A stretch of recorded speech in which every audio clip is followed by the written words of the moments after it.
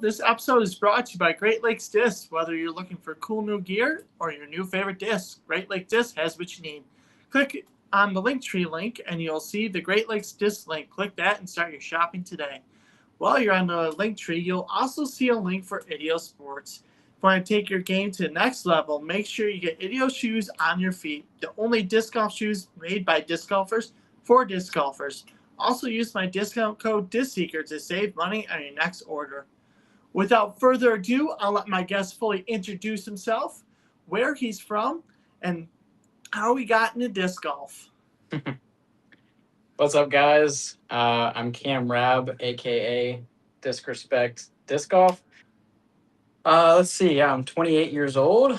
Born and raised in Jacksonville, Florida. I currently live here in Jacksonville. Still been here pretty much my whole life. I've moved away a couple times, but I've always come back to Jacksonville. Let's see how I got into disc golf. So it's 2026 now. I got into disc golf. I'm actually a COVID disc golfer. So 2020. At the time, I was actually going to a Bible study that my cousin was hosting, and this was October 2020, and he invited me out with a couple guys from the Bible study. He's like, "Hey, we're gonna go play disc golf. You want to come?" And I just remember, I think each of the guys had like 2 or 3 discs, and they were all like, DX Innova stuff. And what was crazy is the course we went to, which is actually my current home course. It's about like 15 minutes from me. I think we played like 3 days in a row. And I'll never forget this because in the middle of each of those rounds, it started downpouring rain. So that was my intro to disc golf, actually, of just like half the course is open and then there's a couple holes in the woods. And so I remember like each one of those 3 days, like just hiding in the woods, just absolutely drenched. I think I had like one of those like little shoulder strap like disc bags. Like you put like 7 to 10 discs in there. That was my intro. And then one of my earliest memories, I think the first disc I bought, actually, it might be up here somewhere. I can't really reach, but it's like I think it was a katana. And it was like a katana. And it was like a 13 speed. And when I, like anybody, when I first got into disc golf, you don't know anything about the flight numbers. I didn't even pay attention to the numbers because all of it was like just Innova stuff that I was getting into. So, which I still throw some Innova, but I just remember like picking the discs that I bought originally based on like what animals I liked. So I was like, okay, I gotta get the cheetah. Oh, the rhino, that looks cool. Stingray, manta, leopard. I'm like, those are all really cool animals, and I basically just did it based on like the animal and then the color of the disc. That was like how I bought discs when I first started. Yeah. So yeah, that was my intro to disc golf, and I bought. I didn't even know a difference between like plastic types at the beginning, So I was just buying up all the DX Innova, and then but I think the first actual disc I bought was a Champion katana, and one of my earliest memories was, my parents have like a soccer field in the neighborhood. Now it's like they took like half the field and made it pickleball, but it used to be a whole soccer field. And anyways, I remember throwing the katana a couple times, and I probably had like the worst form ever. And I just remember like the katana just like literally just tombstoned.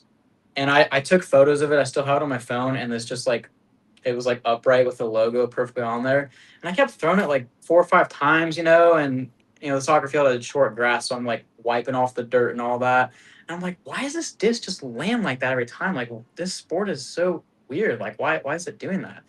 And I was just, sky highser, I guess. Yeah. So let me see. Yeah, that's a little bit about me. Yeah, like I said, I started here in Florida, here in Jacksonville. And that's pretty much how I got into it. And it was mostly like Innova stuff at the beginning that I was buying. Yeah. So at what point did you like really get hooked into it where you're like, all right, I'm fully getting into this. Like there's no other way.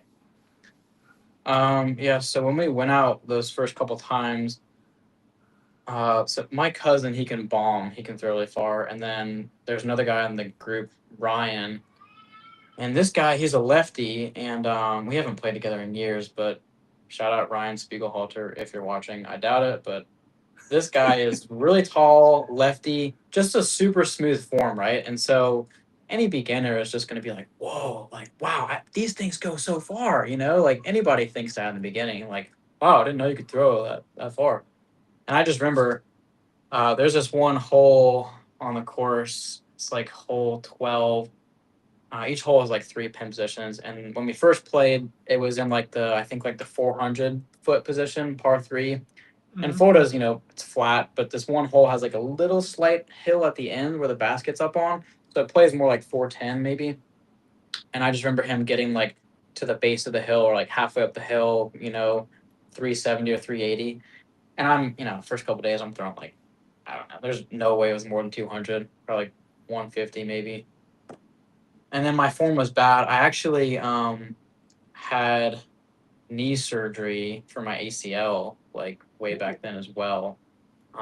That's a whole other story too. I guess I can kind of share that. 'Cause that's part of my Yeah. disc golf story. So it actually kind of started back. I was in college in Tampa, 2016, and I played soccer for 10 years, kind of like Okay. Conkle. He played soccer. Yep. So I grew up playing competitive travel soccer. Didn't know anything about disc golf until 2020. But back in 2016, I was playing some pickup soccer, and I actually partially tore my ACL back then. But it was one of those things where I was like, well, I wasn't really playing too many sports, and so I decided just to not get surgery. And I just kind of lived with it. After the swelling went down a few weeks later, like we got the MRIs and all that, but I was just like, it's fine, it's manageable for my life. I don't really need surgery. So I just kind of let it go. And when I got into disc golf 2020, and it was probably, I think, might have been either 2020 or 2021 that I fully tore my ACL. Oh. So it was shortly after I got into disc golf, maybe it was probably 2021, so maybe 6 to 9 months after I got into disc golf. Um, and I don't know if I've heard of any other person actually tearing their ACL from disc golf. And granted, mine was partially torn, so it was kind of, already Yeah. not stable. And I used to wear like a huge knee brace. And then the way I tore it was I was playing the long pad. My home course has long, medium, and short. Um, and I remember like trying to pass this guy and like play through him, and he was going so slow, and I'm clearly faster. And this was like before I did disc golf content, so I wasn't carrying a Yeah. camera or anything like that. And holes 9 and 10 on my home course, you just kind of go around a pond. It's like hole 9 is this half of the pond, and hole 10 loops back around. And I was on hole 10, and both of them are water carries. So I get to hole 10, and then the long pad, you carry more water than the short pad. So I get up to it, and I was playing the shorter, I guess the medium pads before. And then I'm just like, this guy, I'm clearly on his tail. He's not letting me play through. Like, what in the world? And so I'm like, okay, you know what? I'm just going to throw from the long pad. He's halfway down the fairway walking. I'm just going to crush one and just park the basket and just show him, like, hey, please let me through. I'm better than you. I parked the hole. And there's definitely a little bit of pride there. I won't lie. And, but what happened was I had like a Star Destroyer I threw, had like this sweet, like, green dye on it, looked like a chlorophyll, like, leaf. Super cool. And I throw it, I'm like harder than I ever have up to that point. And as soon as I go and plant, boom, I hit the deck. I heard a pop, and I was like, oh my gosh. And I don't my disc went like 200 feet maybe. And thankfully, this was actually literally right next to the parking lot. But I hit the deck immediately. Of course, I didn't get to play through, didn't get to pass the guy ever. Did you get your um, disc? I think he threw it back. The guy threw it back. But I was right there next to my car, and I just remember being in so much pain and so much shock. And this is like hole 10 is right by the parking lot, and it's by hole 1 as well. So people teeing off in hole 1 were also looking at me like, dude, you need help? Like, oh my gosh. And then my knee started swelling up. I get up, and I'm just like in so much pain. And my body is like fight or flight mode. I'm in shock, you know. But thankfully, my car was right there, and so I just get my stuff. I'm basically hopping on my left leg, and I'm like, well, I just kind of took things in my own hands, and instead of calling someone to help get me and get my car, I'm like, I'm just gonna just drive home and just 20 minutes bear through it and just somehow drive home. And I basically had to use my left foot for the gas and the brake, which was Oh, not safe and interesting. awkward. Yeah, but I made it home, um, and then ironically, never got surgery. Still, it kind of healed up. I was still wearing a brace, and I just went a lot um, easier and was just not throwing as aggressive after that. And then like a year or two went by, and then I was playing my home course again. Not the greatest memories of my home course. And so the first injury was on hole 10. Fast forward a couple years later, I'm playing again, the medium pads, and I get to hole 13. Hole 13 is like it's semi-wooded, and then the whole right side of the fairway is like a fence. It's I don't know, maybe 5 or 6 feet high, and you've got like apartments on the other side of the fence. Mhm. And so if you go too far right off the tee, you're going there, and then there's cart path on the left OB, so you kind of got to keep it in the middle. And I just turned my drive over. I remember it was a Pro Valkyrie. I used to throw Valkyries a lot. I haven't thrown in years. I should do it again. And I literally had two of the exact same discs of the Pro Valkyrie. They were purple, and for my arm speed back then, just perfect hyzer flip disc. They might have been under max weight. They're probably like 165 to 170. Just a money disc for me at the time. And it turns over, goes in someone's backyard, and I have an identical backup. That's the thing. I didn't need to get it. I did not need to get it. Mind you, I was playing with a leg that has no ACL, and I was just sometimes I just go too far when like looking for this and stuff like that. And I was just not thinking straight. I mean, I have the exact color, exact mold, probably the same weight right there, like in my house. I was like, I have to get this one. Like, I want both. I have to have both. Oh. And I'm just like, I find a way to climb over the fence. And then I get to the top and I'm like, oh crap. Like, what do I do? And then there's like this giant like oak tree kind of close to it. So I try to like kind of push off the oak tree and I jump, land on both my feet. As soon as I land, my right leg, I don't know why I'm sharing all this, but my right leg, like, there's no stability because the ACL, and it just like, my leg just like twists and like pops and gives out. And then I just hit the deck. And then I'm like all over again. I'm like, oh my gosh, like another disc golf injury. This is horrible, you know? Um, just like nightmare stuff. And I'm in like some random person's backyard. I don't know if they're home or not. And the worst part was my bag and my phone and everything was on the other side of the fence. So to call for help, I have to climb back over, hopefully Yeah. before some stranger sees me in their backyard. And desperate old me hobbles on my left leg, gets my disc, throws it over, and then this neighbor had like a couple of chairs in the backyard. So I literally like I'm hobbling on my left leg. I go over, grab one of their like patio chairs because I'm like, I gotta get back over this fence like on one leg. I gotta have help here. I'm like, they're gonna come home because I figured out that they weren't home. I'm like, they're gonna come home and see like one of their chairs just moved along the fence and be like, what the heck? So I do that. I move the chair up against the fence. I climb up on it, miraculously like get over. I found a spot where I was kind of like squeezing between like the like actual fence and then like a wooden fence, and I just like crawl through there and I get to the other side, and then there's like a little pedestrian sidewalk close by, and I'm just like in a ball curled up, and I'm like, and this is actually my surgery knee. You can see I got Oh surgery wow. after, and I'm curled up in a ball, and like, oh my gosh, and this sweet old lady, she was probably in her 70s, and she's like, oh, do you need help?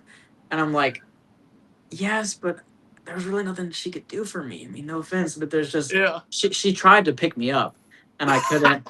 I called my dad, and then this is like one of the farthest parts from a parking lot. and there's two parking lots, and he came to the farther parking lot. So I think my dad ran like 4 or 5 tenths of a mile to get me. My mom comes out too. She takes my disc golf bag and all that. My dad like puts me on his shoulders behind him or something like that and just hauls me like almost half a mile to the car. I'm in the back. My whole knee is like ballooned up again. And then I'm like, okay, I'm getting surgery now because I cannot stop playing disc golf. And lesson learned, I played long enough without an ACL. It's time to get surgery.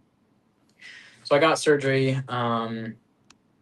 And that was actually beneficial to my disc golf game afterwards because up until surgery, backhand only. I throw everything backhand, never even Yeah. tried a forehand.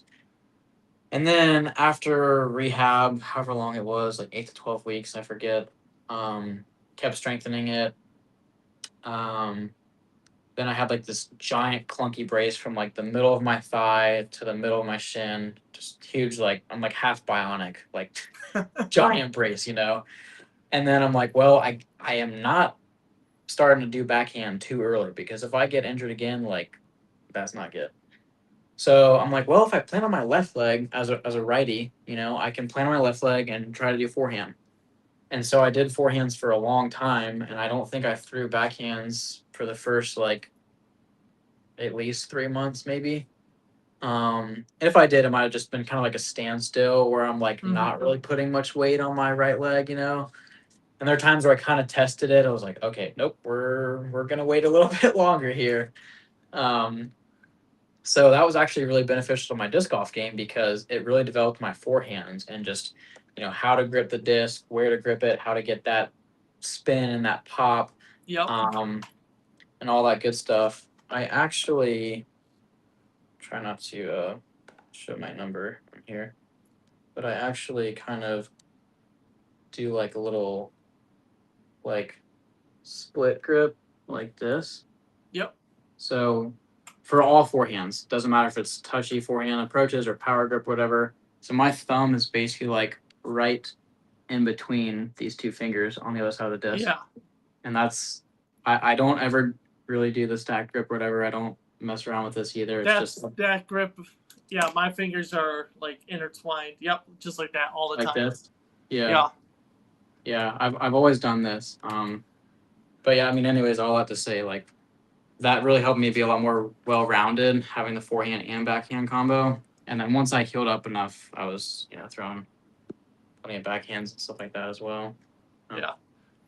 So nowadays, when you're doing disc golf, are you more focusing on the content side of it, or are you still like are you still like focus on also being competitive and do tournaments and stuff? Competitive content creator. So I guess the best way to answer that is, let's see. Yeah, I mean, I've been playing it's almost October, so it's basically 6 years now, which is crazy to think about that. Wow. So 6 years of playing. I started content, I want to say like 2023, maybe. I might have had like a couple like initial videos, and then 2024, I think, is when it really started cranking out videos. So in those 6 years, I think I've played a total of maybe 12 tournaments. Oh, okay. So there might have been like one A tier, but I think most of them are like B and C tiers. I played like one in Alabama early on, but I never like really, really, really got into the tournament side of stuff. I'm super competitive, and I'm still trying to figure this out where like I'm way more comfortable, ironically, like filming just in front of my phone and having an audience of thousands of people versus being in person with just strangers and not having as many eyes on me, but Oh, they're wow. eyes in person. But it's weird. Um, I I always play way, way, way worse in tournaments. It's bad. Like holes that I could like easily birdie or take a par on, I'm like double bogeying, like missing 10-foot putts, three putting. Just I'm like, this is not me. And so I'm wanting to play in the Jacksonville Open this year, which a lot of times like Corey Ellis will come down, Casey White, Ezra Robinson. I think he won it last year, the year before. Braden Size. It's like an off-season tournament, so I want to play MPO for that this year. I'm just for fun, you know. I'm gonna be towards the bottom for sure. But I mean, it's just the mental thing for me is why I don't really do tournaments. Just because I kind of figured out like, yes, I do want to conquer the giant of like being stronger mentally, but also I'm like, I kind of thought about it. I'm like, well, I'm paying money to play tournaments and ultimately feel terrible, sad, dejected. So I could either pay money to do that and feel that, or I could feel great, play my best disc golf, and get money from YouTube and content creation. Yeah. So, I'm not trying to like only do content where I'm like, oh, he's the guy that's like scared of, playing tournaments. Like he'll never have the Yeah. balls to do that. I don't want to have that reputation, but I just have a lot more passion for content in general, Yeah. Um, So yeah, what was that, kind of go ahead. yeah, what kind of helped me out with what you're talking about is I used to go into tournaments thinking I had to compete, like I had to beat everybody, I had to like, and it was always me versus everybody. But now I realize that I'm not in tournaments to compete anymore. I'm in tournaments to just play. I'm there to play. I pay money and I'm there to have fun. That's it. Yeah, yeah, yeah. In the back of my head, I'm always just like, because most of the tournaments I played were MA2 and then a couple MA1 more recent. And I'm just like looking at the guys on my card. I'm like, I know on paper I'm better than these guys. Like I know, if they have a good day, yes, they're gonna compete and all that. But like most of the time, I should be able to beat these guys on my card. And then, a lot of times I could be in the lead or whatever, and then all of a sudden I'm back in the card, hole 15, hole 16, it just goes south, and then I end up losing to most of the card. I'm like, this is just not who I am, and it feels terrible and all that. So that's something I'm just trying to work on. Um, but again, even if I was like way stronger mentally with that, I would still lean more towards doing the content. I think. Yeah. Um, I just have a lot more passion to do that, and it's just fun. So, in your opinion, what would be like one thing you would suggest or tell people, or even recommend people to work on to improve to see the most improvement in their game out on the course? Hmm. Well, I guess the first thing that comes to mind is just like be yourself. Play your own game, and that doesn't mean that you don't look at pros forums. That doesn't mean that you don't watch videos, whatever, have a coach, whatever you want to do. But you got to be true to yourself at the end of the day.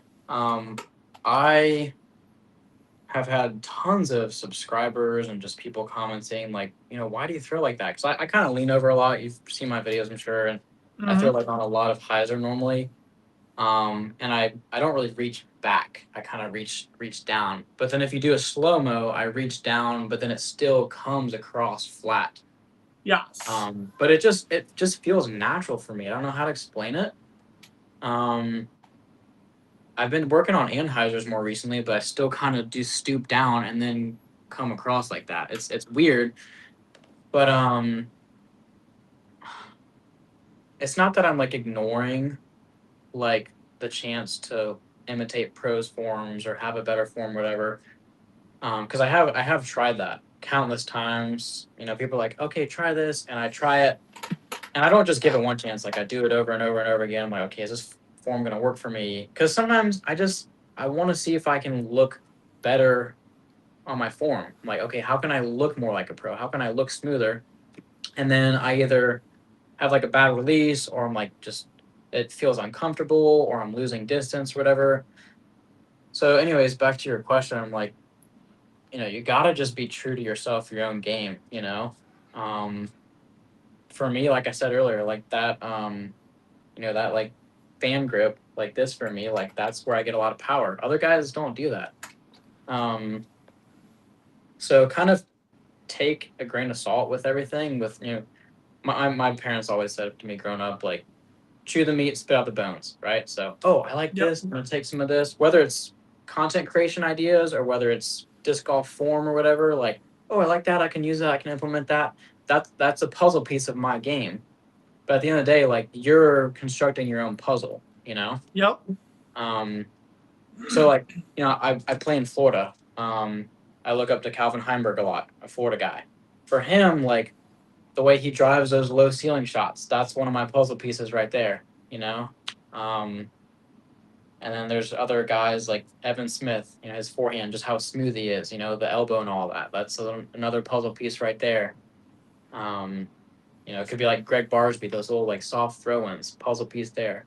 And you just kind of Yeah. take that. You're not going to take something from everybody, but, just build your own game and have confidence in yourself. There's only one you. And Exactly. I think you're the most successful when you're just true to yourself, and that's where I found success on the course. Yeah. Yeah, like I'm pretty sure you've seen my forehand on clips and stuff, and it's the most unique forehand you'll ever see. Like the form is just so whacked out, but it works. And then people ask me all the time, like, where did that come from? Just something I developed. It just naturally works for me, and Yeah. I'm always on that side of like the pros have their forms. I'm never going to be a pro, so I'm gonna just kind of just go with what works naturally for me. Yeah. I don't know if I've actually seen your forehand. I've only like seen a couple of your clips because I'm new to the podcast. Yeah. I think I saw a backhand clip from you yesterday or today. But I'll have to Yeah, check out the forehand soon. Yeah, the backhand is new to me, so Okay. it's changed a lot. Like I started working with Slingshot Coach T over at Slingshot Disc Golf, and he's completely tweaked my backhand form to now where it's just 2 steps and it's a throw instead of doing a whole walk up, and it works. So I was like, sweet. Nice. There you go. Yeah. So Awesome. we were talking about disc earlier. So what do you actually throw? What's in your bag? So funny enough, I've been meaning to make a in the bag video for 2026, and I keep losing discs in my bag. Oh my gosh! I'm like, I get one back and then I lose another one. I'm like, I can't. There's certain ones I'm like I can't replace the way it's beat in or like the run of the disc. I'm like, am I gonna even get to in the bag video this year? So I'm sponsored by Goliath Discs. That's my like manufacturer sponsor, and then Cardinal Disc Golf for apparel. So yeah, for discs, Goliath, there's like a couple tiers based on like what team you're with for Goliath. I know like the pros and some of the top guys, like they have to bag 100, and there's another tier we have to bag 75% Goliath. I'm on the one that's like 50% Goliath. I just think I could definitely throw even 100% Goliath if I wanted to, but there's just certain other molds that I really like or other plastics that I like. And they're cool with that. So I do the 50 and then kind of divide the other 50% between other companies. Have you heard of Goliath discs? Yes. We have a local guy, Scott, here who throws Goliath. Okay, cool. Yeah, so I would say my bag is. I mean, I've got a lot of discs in my bag.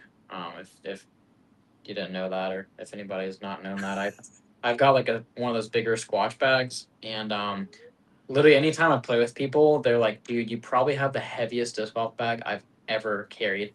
Like if I'm doing like a bag swap or something like that, where somebody has to pick up my bag, like I think typically I have between 33 and 35 discs in my bag, and some of that is just because I like all those discs. Some of that is just because if I get to a course I haven't played and I want to throw a bunch of discs on a hole, or if I get to like an ace run hole, like oh, you got 12 discs in your bag, you get 12 ace runs, I get 35. It's just like it's more ace runs. It's a workout too. I don't mind that. I don't like I've thought about having a cart, but I'm like, the having the backpack, it just feels good, just kind of getting that workout. But anyways, I think out of those 35-ish discs, I would say 55 or 60% is Goliath. I put with Covenants, which are like a beadless putter. A lot of glide, sink a lot of seep 2 putts with those. Covenants are awesome. They have the pillar, which I bag also, which is basically like between a zone and a zone OS, but I think it's closer to the depth of a harp. So the pillar is awesome. Matt Bell actually did a tour series pillar. And all of Goliath stuff used to be manufactured in China, but then as of this year, or maybe even late last year, all of Goliath stuff is basically getting switched over to being manufactured by Gateway now. Ooh. So I think Goliath has like 13 molds.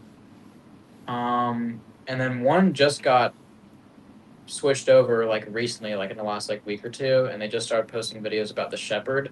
And I think that might actually be one of the last ones. It might be like the second to last mold to be converted over to all of Gateway's plastic. So you got like NXT diamonds, all the SS for putters, super silly soft and all that stuff, Yeah.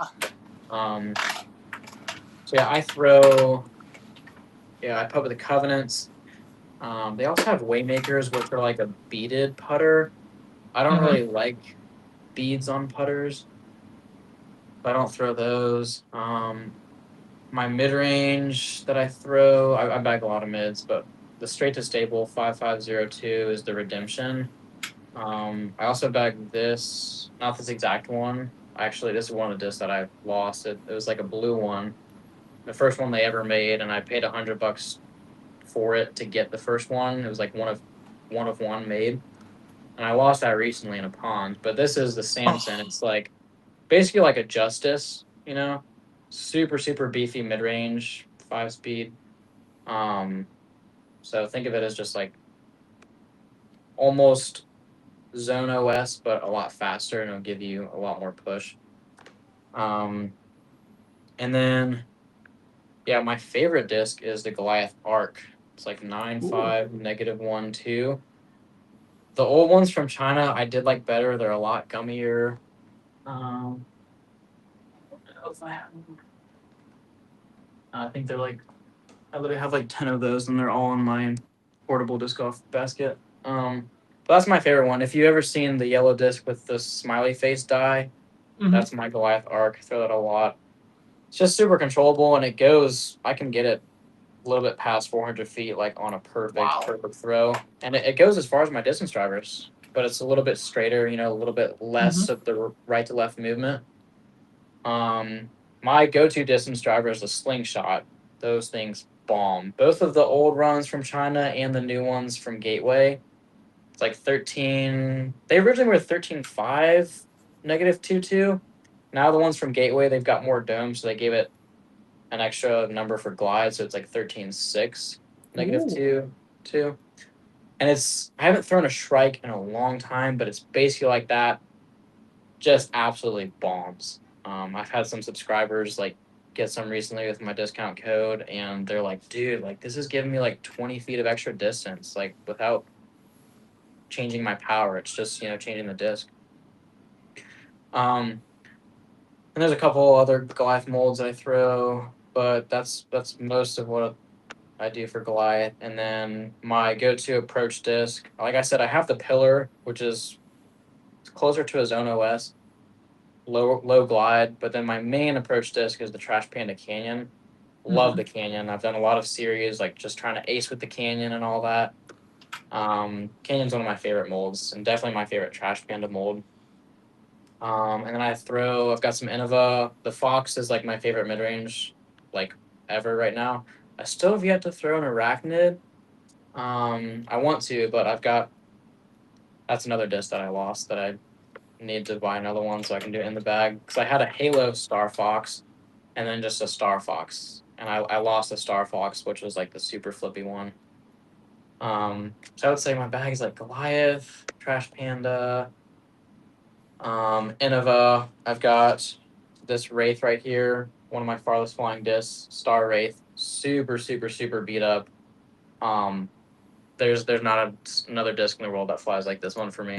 I mean, I cannot lose this one. I don't ever really throw this around water, It's just one of my disc that I have to have, like, um, and then I used to throw some Clash. I don't really throw Clash much anymore, and I throw a couple Latitude molds. I got a Grace here, Yes. lippiest Yes. Grace you'll ever see in your life. This one is like, I mean, I put on this much hyzer, and it could go to a roller. I mean, I'm not kidding. It's the flippiest Grace anybody's ever thrown. I can almost guarantee that. Um, and I throw some Doomsday. Like, I've got a Doomsday Psyop in my bag. I throw the Chemtrail. Once in a while, like the Doomsday Rot goes in and out of my bag. It's like 3301 or 3302, I think. It's really got like a nice rounded edge on it, and it's got like a little micro bead. So again, I Mhm. don't like beads, but if it's a small bead, then I'm cool with it. Like Trash Panda Canyon has a bead, and then yeah, the Rot goes in and out of my bag. I think that's pretty much the manufacturers in my bag. Yeah. That's pretty cool. That sounds like a pretty awesome bag, honestly. Yeah, you'll get to see it whenever I can replace the slots I've lost. Yeah. So, what inspired you to start making content, and where did your name for your content come from? Good questions. What inspired my content? I'm trying to think back of like why it began and how it began. I know my first couple of videos were with like a GoPro. I've had like two different GoPros over the course of my life. I think my first one was like a Hero 8. And then like a year or two ago, I got a Hero 12 Black, I think. But I started out with the Hero 8. Um, Gosh, I can't remember. I don't know if there was like somebody that told me to do YouTube or if I initiated on my own. I honestly don't remember, but I think I don't know. I just like had the app one day and I was like, let me just. I had an account that I created and I just filmed. I honestly don't really remember the origins too much, which is kind of sad. But my first couple of videos were on a GoPro. My editing was trash. The quality was pretty bad. The audio was not great either. Um, and yeah, what was the rest of the question? And like where did the name for your channel come from? So it's hard to necessarily just know from my channel, but anybody that knows me in person knows like I love puns. Like I grown up my whole life, like I just have like a natural gift for just spitting out puns like nobody's ever heard. Like and they're not like cheesy, like they're actually like good and legit. Um and disrespect, I mean, it's I don't know, it just came to me one day. And because like I was like, I need to have some sort of catchy name like that, you know? Yeah. And what was funny is when I first started my channel, people would be like, "Are you like copying Doctor Disrespect?" You know, they would say, like Doctor Disrespect, and I'm like, I had no clue who that was. I'm like, who is Doctor Disrespect? I'm like, or I guess Disrespect, Doctor Disrespect. I'm like, I don't know who that is, but it's not. It's not. This is not Doctor. I ain't no doctor, bro. Like, what the heck? Yeah. Disrespect. um, and yeah, I never like had like, oh, let me pick between these three or four different ideas. It was just like I think like the first idea I ever had. Um and I was like, that's perfect. Disrespect. Like I it probably started like if somebody said like, oh, like you're disrespecting me, and then like it was just one of those things where it was just, Yeah. naturally came to me like that. And then yeah, I just created the logo and all that. And the app that I used to have to actually do the fonts for this, like I don't have like these fonts anymore. So like I have the logo saved, but if I wanted to like resize it or whatever, like I can't find like these two fonts. Um, Yeah. but yeah, that was kind of the story behind the name and all that. So That's pretty cool.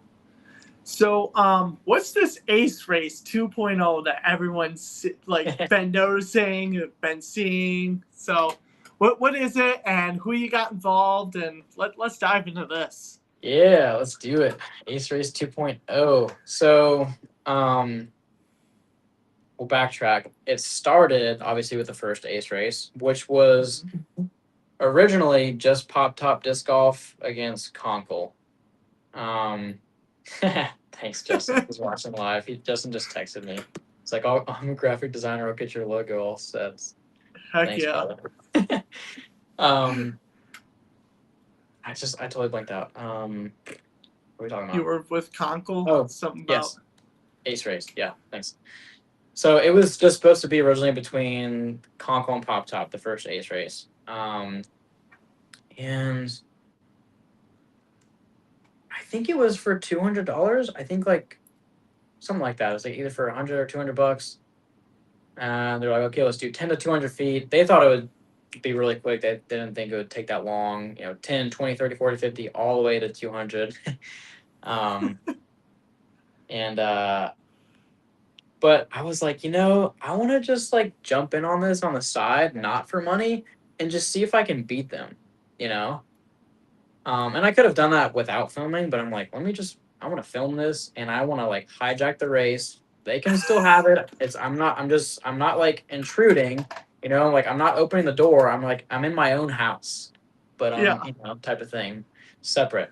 And I did that and I was like kind of catching up and I was like, yeah, we're going to beat him. Let's do this. And then that, uh, there's this one guy in Australia, Jomo, who like I guess was watching Pop Top and Conkle go at it, and then he actually, I think this was like a day or two before I started filming. Well, I'll kind of backtrack. Pop Top and Conkle is just the two of them, right? They're going at it. They get to like their day 7 or 8, I think, and then that's when I start. But I didn't even know this at the time. Jomo in Australia, he started like a day or two before me. So probably like day 6 of Pop Top and Conkle. And he had the Yeah. same idea as me, actually. He was like, oh, I'm going to just do this on the side. I'm not going to enter for money. And I just want to see if I can beat them. I had no idea about his channel. I didn't know he was doing this also. And then after like I get to like day 4 or 5, it pops up in my algorithm that he was doing this too. And I was like, oh, what the heck? And then shortly after that, G Star, he starts posting. He's like, "Oh, if Disrespect can hijack the Ace Race, then I can too." And then Pop Top and Console, they had like a rule where like you have to film once a day. And for me, like when I was like not officially in Ace Race One, uh, I would basically just like if today was Monday, I'm like, okay, I'm gonna film for Monday, Tuesday, and Wednesday all today, and I just would film it in advance. But Yeah. then their rule was like, oh, if you want to be a part of this, number one, you have to be a yes for the money and put your money in, and then number two, you have to film once a day, and you can't film ahead, all that. You can't do a bunch of days at one time, which is I guess it was a little bit of an advantage to me because if I'm throwing a bunch of shots at once for days in advance, then I'm already kind of warmed up and in the groove. Yeah. So that's kind of how that started. And then eventually, like G Star, he was like in it right away. He was like good to film once a day. He was cool with the money and all that. And I'm just like, really? Like I was like one of the original ones to hijack this race, and then G Star came in afterwards, and now he's a part of the race, and I'm not. I'm like, okay, I gotta figure out a way where I can film once a day. Like I was super Yeah. busy, but I'm like, okay, a little jealous now. I gotta be in this because I started hijacking this thing. I guess technically Jomo did. But eventually it gets to Yeah. all 5 of us, right? And then we're all eligible. We all like put $100 in for a $500 pot. Um, and then that's how it really started. And then fast forward to Ace Race 2.0, I'm like, I kind of took the reins because I kind of had this vision. Even though Pop Top and Conkle kind of started that, I kind of like saw like a whole different picture. I was like, okay, I want to like kind of take the reins from this thing and like make it into something more. Um, and again, I can't take credit for the original idea; that was theirs. But after the first one ended, I won the money, which was awesome. Um, and I reached out to like a bunch of different people. I was like, hey, I want to do this again. Everybody's going to put in the same amount of money. But this time I wanted 11 creators because the first time we said, there's 5 people and it's a $500 pot. It's really a $400 pot because if you're one of those 5, you're just getting your own $100 back. So it's 400 Yeah. that you're making. So I was like, okay, if we have 11 people, 10 losers pay $100 each to the winner, and that's a legit $1,000 pot. So I was like, okay, I want to do this. But I gave it like, I think about a month, maybe a little more than that of time because I don't want to just like immediately start another ace race. I kind of like let it breathe a little bit, let me find some time to find all these guys, build anticipation, build all these player intros and have people vote and just create all this hype for it. Um, so I reached back out to the original guys. So I'm like, I'm not just gonna do this and like not invite the people in the first one. I don't want to just screw them over. So Yeah. reached out to Pop Top, Gemmo, Conkle. At this time, G Star, he said he was taking a month break off social media. He was actually filming Imposter for this next season. So I'm like, okay, well he's automatically out. He's not even on Instagram. He deleted it. Pop Top was like, yes, I'm in. Gemmo said no. Conkle said no. But okay, Pop Top and I are the 2 returning. Let me find some other people now. A couple of people that I reached out to, and then from there they gave me some recommendations. So we've got myself, Chain Theory. Shout out Justin again. I didn't Yeah. know anything about him, but I invited Birdie Time, and he actually recommended Chain Theory, who I didn't even know was in Florida also. So me, Birdie Time, Chain Theory, obviously Pop Top. We've got Kevin Whitaker, who was actually following me on Instagram. I didn't know who he was. He was the one who's currently leading the ace race. Hopefully he doesn't make a shot tomorrow to win. We've got Gary, who is in Foundation Imposter, I think the first 2 seasons. Got Bear Bites. We've got 2 guys from Parfection, so Adam, the owner, and then Dez. Yeah. Oh my gosh. It's hard to name all 10 sometimes. Who's the last dang person? Justin, text me if you know. Oh my gosh. Ricky. Ricky from Ricky Lamberson, who lives in Jacksonville. Here, the disc golf lab. Sweet. So those people, including me, were the 11 people in the ace race. And I think it's a ton of fun. I like for us, we've got our own group chat, and so it's really a way that we've been able to not only be competitive, but just also bond. Because like that friendship that I have with Justin from Chain Theory, like that wouldn't have happened if this ace race didn't take part. Even like Bear Bite, Yeah. like I didn't really message him or talk to him much, but all those guys, like it's a whole group of like 11 friends now. Even though like we're all very competitive, like it's really just created these bonds and like friendship within the disc golf community, which I think is really cool. And then kind of like what I did with Pop Top and Conkle, now that we've had this Ace Race 2.0, other people are watching and other people do on the side too now. So like this one guy, James, who also lives in Florida, he lives over in Panama City and the Panhandle. He texted me that day. He's like, "Hey man, I love what you're doing the Ace Race 2.0. Are you cool if I just hop in on the side?"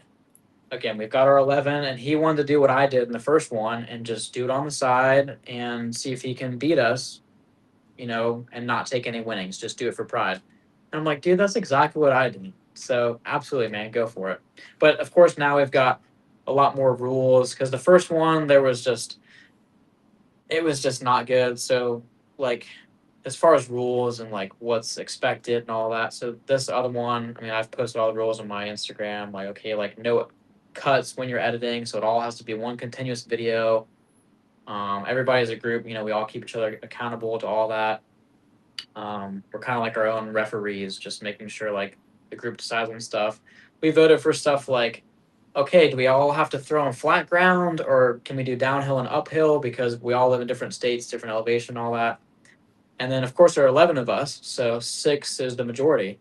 So I think it was exactly 6 people that voted yes, all elevation is good.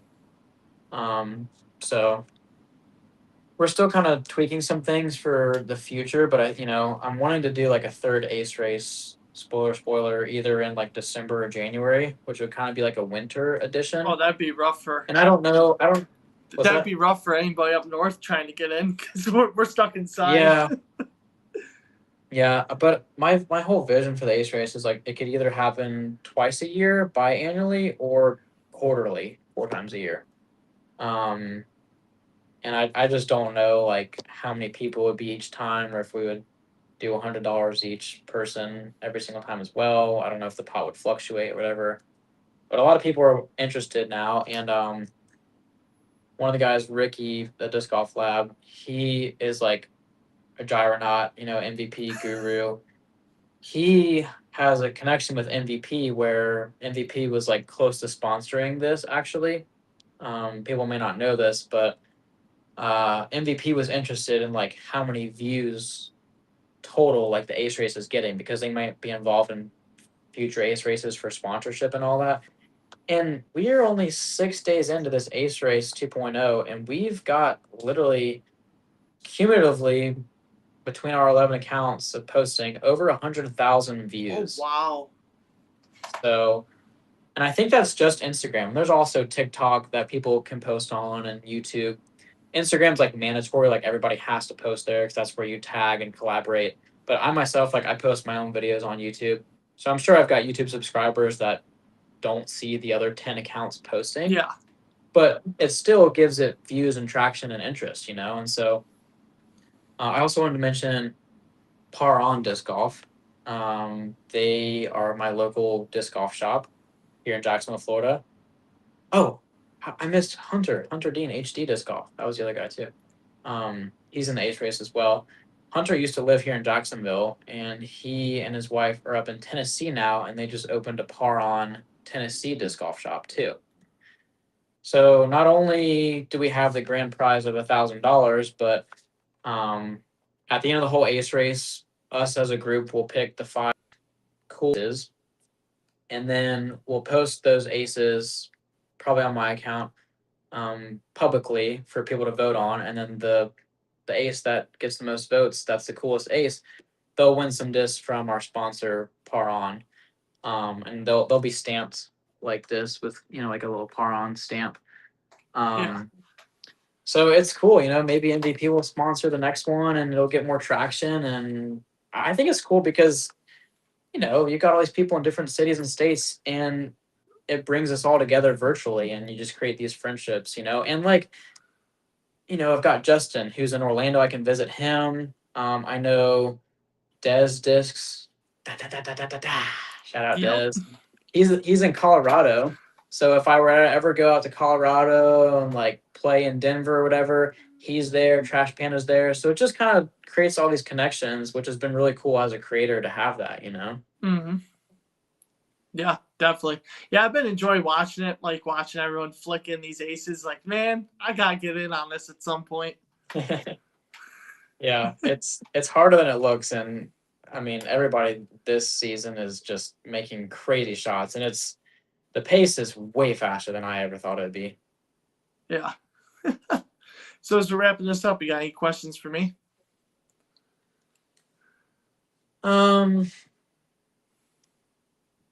Yeah, so like how long you've been doing the podcast, and like what's your vision with this going forward? And I also don't know, like, do you only like mainly do podcast stuff, or do you do like some other just fun disc golf content on the side? Yeah, would love to know that. So I've been doing this for well over a year, coming up on 2 years already. And like the whole vision for this podcast is basically I just want to get every disc golfer possible on the show so that they can have their story recorded and shared. That way they have a platform so to get their unique story, because we know as disc golfers, like in the disc golf world, everybody has a very unique story, but like not many people get a chance to share that. So I want to give them a chance to share that. And as far as fun content on the side, yeah, I make funny reels a lot, like especially during the wintertime, because I know a lot of people don't play in the snow, and a lot of people don't know what buffalo snow looks like. So I'll go out there in the snow when it's about 4 feet deep and go throw 3 feet. Yeah. Wow. Dang. Yeah. That's cool. I did a trip last winter. I think it was either October or November. I've got some YouTuber disc golf buddies that live in Greenville, South Carolina, and I went up there for a couple days. And I drive a Honda Civic, and it's 2-wheel drive. And then the day that I was supposed to come back, I guess the day before I had planned on coming back, it was gonna snow a bunch. So I played like this little quick 9-hole course, threw like 10 to 15 shots on each basket, ended up acing, player two ace or whatever.